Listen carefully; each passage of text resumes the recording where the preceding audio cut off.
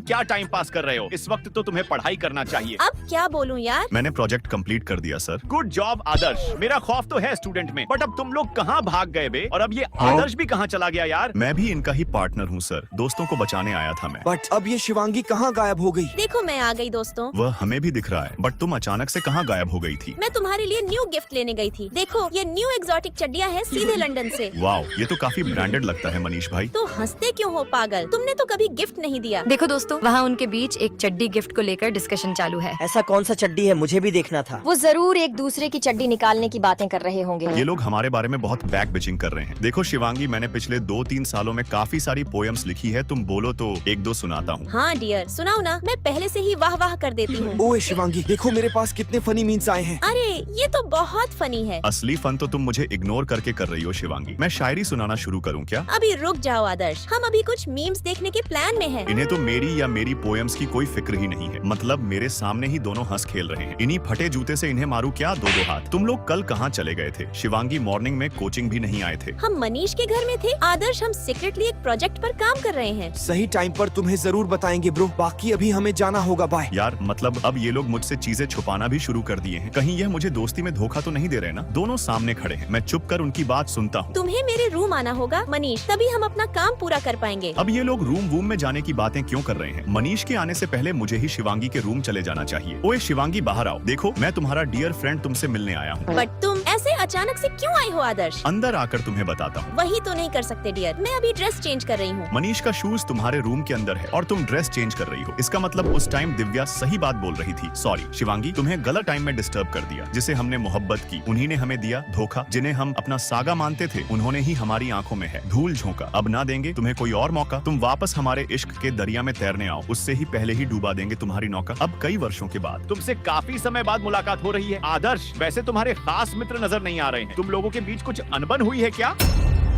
It's okay बेटा, 3 दोस्तों के बीच अक्सर लड़ाइयाँ हो जाती है। बट हमारी दोस्ती में ऐसा कुछ भी नहीं हुआ सर। और आप बेवजह लड़ाई पैदा मत करो। एक्चुअली जब मैं अपने दोस्तों से नाराज होकर अकेले घूम रहा था, तब अचानक से आसमान में मुझे आतिशबाजियां होते नजर आई। मैंने उन्हें देखकर सोचा, फिर तभी वहाँ शिवांगी और मनीष आ पहुँचे, वह भी हाथों में बर्थडे केक लेकर। तुम्हें भले ही अपना बर्थडे याद ना हो, बट हमें तुम्हारा बर्थडे अच्छे से याद है डियर। हमने देखा था कि तुम्हारा शूज बहुत फट चुका था, फिर हमने तुम्हारी शूज के साथ एक पिक्चर क्लिक करी और तुम्हारे लिए न्यू शूज ले लिया। I am sorry and thank you यारों। और कुछ इस तरह हमने पूरी जनता के साथ आपको भी कंफ्यूजन में डाल दिया था सर। सर बुद्धू सर ही। अरे बच्चों, तुम लोग आज भी उतने ही बदतमीज हो। और कुछ इस टाइप हमारी दोस्ती का एक चैप्टर कुछ खुशी और कुछ गम के पलों के साथ खत्म हुआ और दूसरा चैप्टर शुरू हुआ, जिसमें शिवांगी बहुत सहमी हुई मासूम लड़की बन चुकी है। ये लिफ्ट 2 में क्यों अटक गया है? तुम्हें कुछ पता है क्या लड़की? नहीं सर, मुझे कुछ नहीं पता। तो फिर इस लिफ्ट के बटन काम क्यों नहीं कर रहे हैं? दबाओ इन्हें। ये तो बहुत घटिया इंसान है, बेचारी शिवांगी को डरा रही है। मैं स्कूल लाइफ के बाद इतना टूट गई हूँ कि मुझे इस जिंदगी में कोई इंटरेस्ट ही नहीं बचा।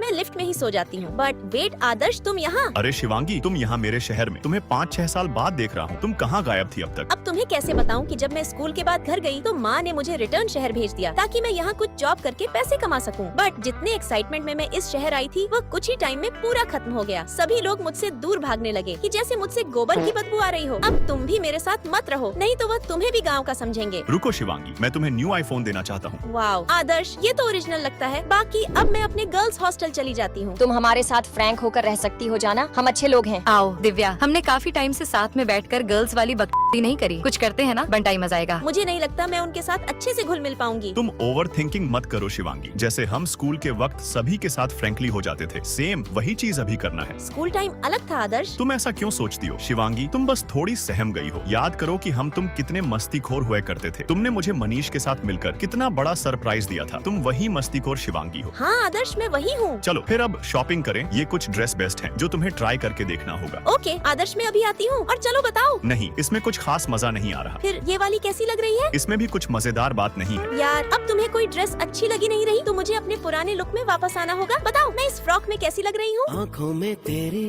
अजब सी अदाएं हैं। अब तुम बिल्कुल मेरी लग रही हो। ओह सो क्यूट। और अब तुम्हें शिवांगी को बढ़िया सा हेयर कट देना है मनीष। सबसे पहले तो तुम्हारे ये घोड़े की पूंछ जैसे बाल को काटने होंगे और तुम्हारे ये चश्मा निकालकर तुम्हारा पूरा मेकओवर करना होगा। मैं सुंदर लग रही हूँ कि नहीं, कुछ समझ नहीं आ रहा। अब तुम सभी लाइक सब्सक्राइब करके कमेंट्स में बताओ कि मैं कैसी लग रही हूँ। मैं तुम्हें अपना दिल दूंगी।